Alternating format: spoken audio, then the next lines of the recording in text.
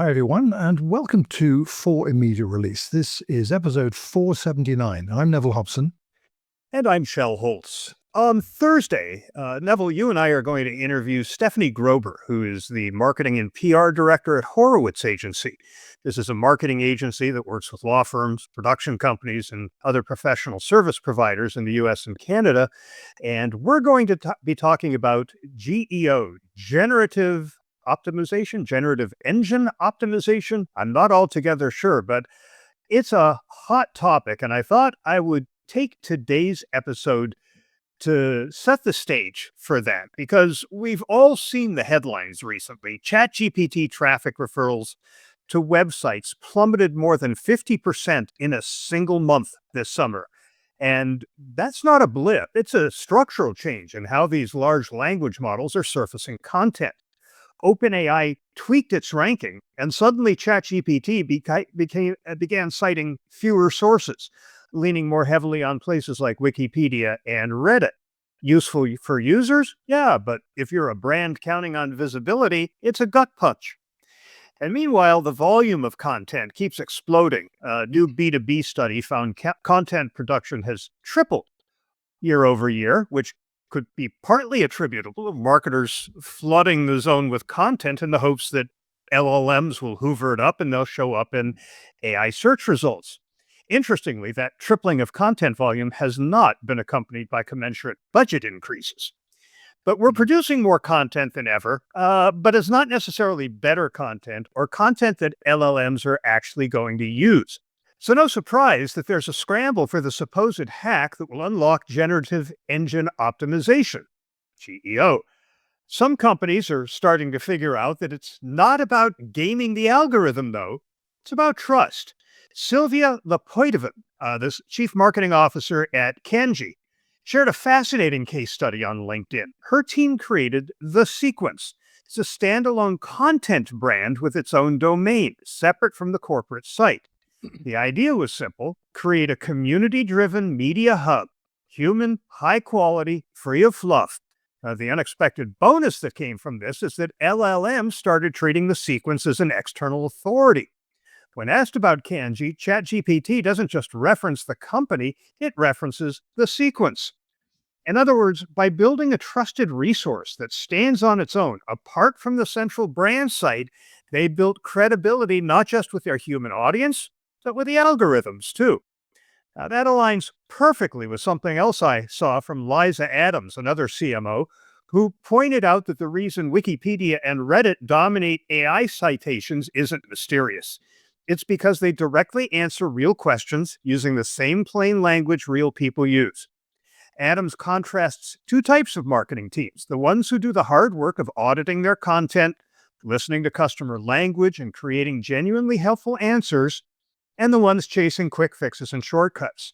Her takeaway is that there is no algorithm hack. AI amplifies what's already there. If your content is genuinely useful, trustworthy, and present in the watering holes your customers rely on, the algorithms will pick it up. If it's not, there's no trick that'll save you. Now, add one more layer to this: what people themselves actually trust. According to new LinkedIn research, networks, our peers, our colleagues, people we know, still rank as the number one trusted source of information, far ahead of AI searches or even traditional search engines. In fact, 43% of professionals say their network is their first stop when they need advice at work, and nearly two-thirds say colleagues help them make decisions more confidently. Now, think about that for a second. While marketers obsess over how to get cited by ChatGPT or Gemini, the real influence continues to live in trusted human connections. That's also changing how brands approach content. LinkedIn reports that 80% of B2B marketers are increasing investment in community-driven content, bringing in creators, employees, and subject matter experts.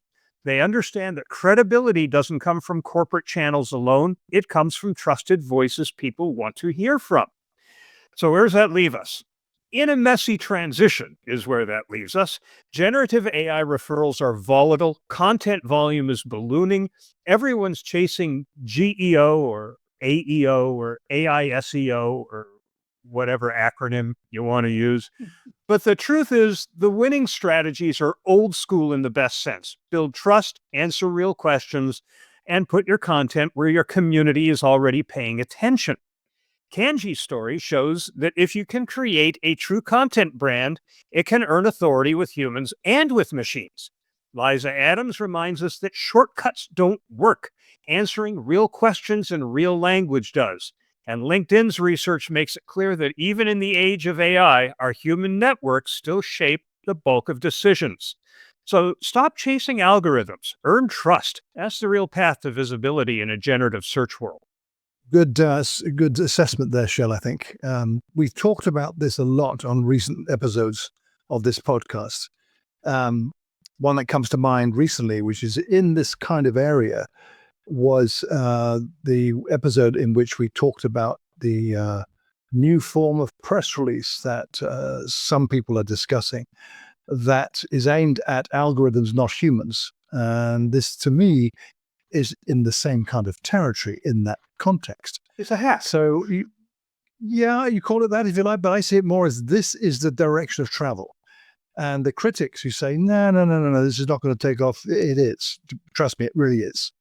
We're seeing signs everywhere that this is.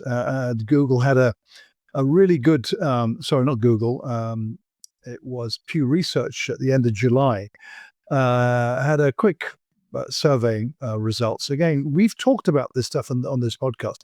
Google users are less likely to click on links when an AI summary appears in the results. That's been a kind of recurring topic. What a communicator is going to do about that. It's not about, it's not what it's not about. What it is about is making your content discoverable more than it currently is in light of this trend that is happening. That means you've got to rethink your approach to search. And that kind of acronym soup that you reeled off just now, Shel, maybe think of Old MacDonald Had a Farm, right? E-I-E-I-O, right? You remember that? Search engine optimization and generative engine optimization seems to be, the latter seems to be the common descriptor of all that I have seen, particularly when I was looking into this area. But the reality is that change is underway. So SEO, if I contrast it this way, SEO's the purpose of SEO, if you like, is to improve a website so that it ranks higher in search engine results. That's essentially what SEO is all about. GEO, on the other hand, is this new idea, and as you mentioned it, shaped by the rise of generative AI tools like ChatGPT, etc., that instead of optimizing for search engines and websites, GEO is about making content more discoverable and usable by AI systems that generate answers. Now that, to me, therein lies exactly the threat, if you will, if you want to see it as a threat. I see it as evolution, and I see it as an opportunity for those looking for angles, looking for leverage, looking for an opening. That, if your content is going to be more discoverable and usable by AI systems that generate answers, you're on a winning streak in that case, because this is the definite trend. So it means you've got to structure information in ways that AI models can easily interpret and cite. Almost that same phrase was used in that topic I mentioned that we discussed on the previous episode about the kind of evolutionary press release that's emerging for the AI era to nearly coin an already coined phrase. This is, in my view, this is the trend that's going to knock the existing model sideways. And if you're not looking into how you need to be part of this, you've got hard work ahead if you're able to catch up with people who are doing that. So key differences, well, this is quite simple. SEO attracts people by clicking on links. That's the point of it. GEO, AI engines to ensure your content is included in the answers it generates. Think about that. And that's outside your control in the sense of the generation, but it's totally within your control to make your content discoverable so that it is included in those generated answers. So the format, SEO users see a ranked list of websites. GEO, people see a synthesized answer without clicking through to the original site. And that's you're not going to change that. It's interesting. There are many similarities. This is a kind of paradox. Both aim to increase visibility of your content. Both rely on credibility.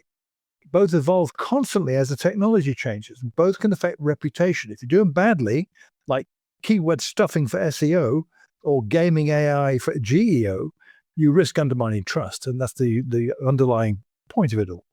So I think I'm looking forward to this discussion with Stephanie on Thursday, by the way, because I've seen when I did a little quick look up, knowing we're going to talk to Stephanie on what she was going to talk to us about.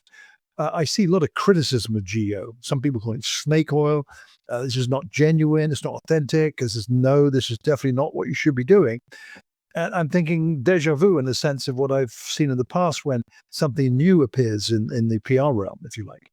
I think it is something definitely to pay attention to. I think what you mentioned and the links that we'll include in the show notes indicate that SEO is not going to suddenly drop dead, not at all. But the future is not links on websites at all. Not really, I don't believe. I can see, we've talked about this again on the previous episodes about AI overviews from Google, that I see conflicting stories. I think you might have referenced something at the beginning, Shel, that traffic in that area is diminishing recently, according to some reports. But the truth of the matter is that ask almost anyone, there are surveys saying this, people prefer that. Users, let's call them that, right? Customers or however you call, looking for something, there's a result. You see what you need in that little box on the right-hand side of your screen, and that's as far as you go. You don't click on anything necessarily. And that's people's preferences. Why are you going to go to a website when history shows you that it's not much you can trust? So you're looking, for instance, and I've used this example before, you're looking for electric cars, because that's a hot topic. And here in the UK, the government just announced a rebate to stimulate people buying electric cars. So you go online to look at what are the deals on electric cars, who's got this particular model. And as you do a traditional search, the chances are high that amongst the results you're going to get in that list are going to be car dealers and sponsored. There's all that word appears everywhere.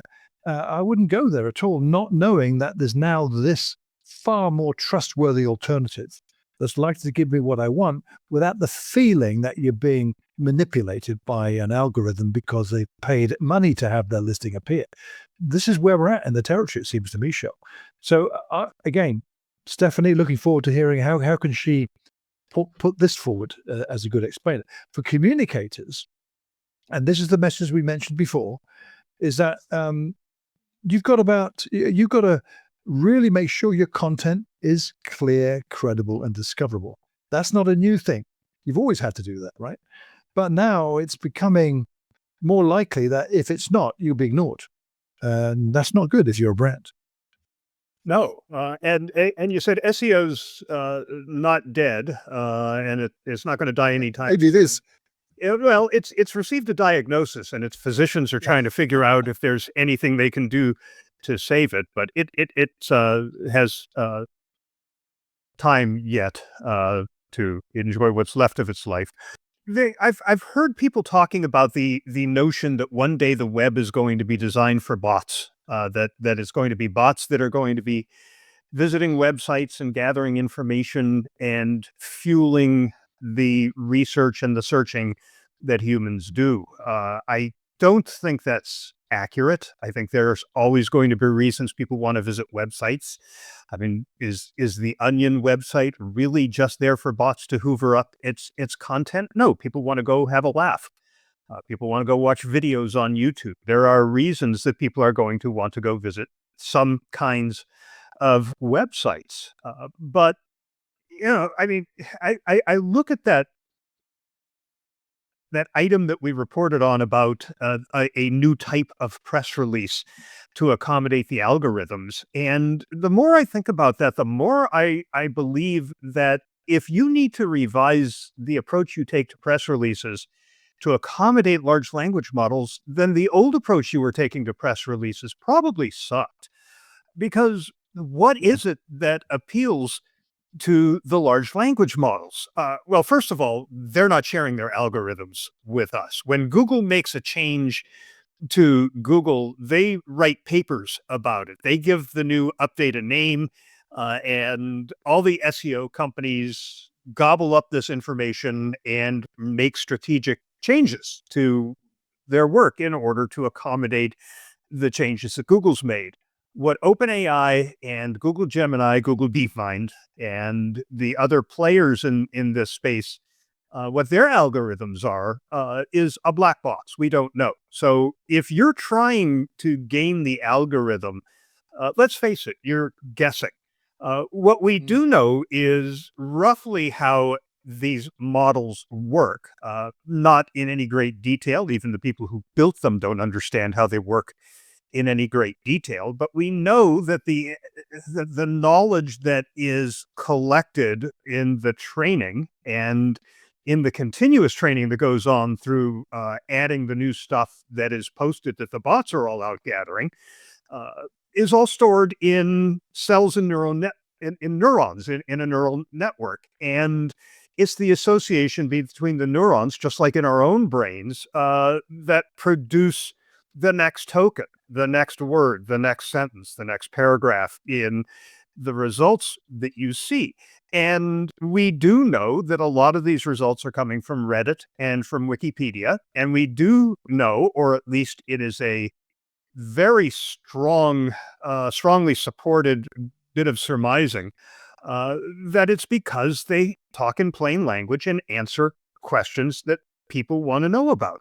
So if you consider that website that the brand Kanji came up with, that was a content-driven site separate from the brand, that was community-driven, it worked. It satisfied both the need to build trust and interest among your community, and the LLMs liked it and started citing it when people asked about Kanji. So it seems to me that rather than try to do something different, the only thing different you should be doing is if you've been doing it wrong up till now. You should go get yourself a good primer on marketing and a good primer on public relations from maybe the last 10 years, and read that and do that, because that's what the LLMs like. I don't think there is a magic bullet. I think that what we are good at, when we do it the best that it can be done, that's what works. And that's the direction we need to head. I agree. I totally agree. I think part of the problem, though, for communicators certainly is the how bit, how you can do that. So one question I have, given the shift that's underway, it is SEO is about ranking in a list of links. GEO is about surfacing in AI-generated summaries where the links may be secondary. So for communicators, how do communicators adapt when fewer people click to the source? No matter what the reasons might be, that's the question. How do you do this? So it's a how we need to help them understand.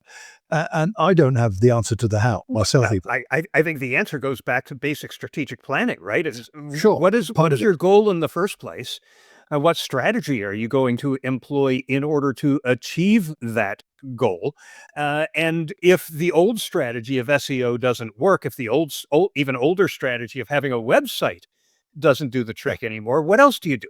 So, back to the drawing board, but that's what we do. It is true. And we've mentioned this before. So for instance, AI models are more likely to cite sources with consistent metadata explicit attribution. That's common sense, I think. But publishers and brands worry, if AI provides the answer directly, what incentive is there to visit the source? So this is a circular point. Go back to the other one. How do communicators adapt when fewer people click through the source? Like all things, you need a plan. But what is certainly clear, and I think that point I just mentioned, that would undermine advertising-based revenue models. Right. It doesn't mean that next week it's all going to collapse, not at all. But you can see the writing on the wall. I'm sure I can certainly see writing on the wall about this. And I'm kind of a bit nonplussed by deniers. Maybe the facts people too deny all that. I don't know. But I mean, it just seems to me crazy. You can see the changes right in front of your eyes, whether you like it or not. So I think you mentioned gaming, as I mentioned in my early comment, gaming, gaming the content for LLMs, AI friendly but misleading content. I think that is still a big issue to be concerned about, given how that is already going on, and we already hear the kind of worry signs about, and these are the things that are in the realm of what happens if the robots do take over, we're all going to die, etc. But it means that if AI generated content is prompted by people with these famous bad actors we hear about all the time, and the output is based on that bad input, and then others reference that over time, what is that giving us? Bullshit, basically. Misinformation, disinformation. How can we trust anything? And we're already seeing this demonstrated, and we talked about this in a recent episode in Wikipedia, where they are battling the reality of the influx of misinformation and disinformation in content written by others that is faster to appear than the moderation system can handle it. So they're now coming out with a quick delete methodology that is the short-term solution. I don't know what the long-term one is for Wikipedia, but that directly impacts trust. And I think if that happens, then we're in real trouble. But we're seeing this. I see this daily here. The BBC is very much at the front page on this, and a number of other media companies in the UK. The verification team I gather there's now like 100 people on this team. I'm not sure where I saw that, but it may not be true in that case. But it's a lot of people who literally analyze everything. There was a story I saw this morning analyzing all this stuff over the weekend. I'm sure you saw it about, has Trump died? Is he still around? Is he still alive?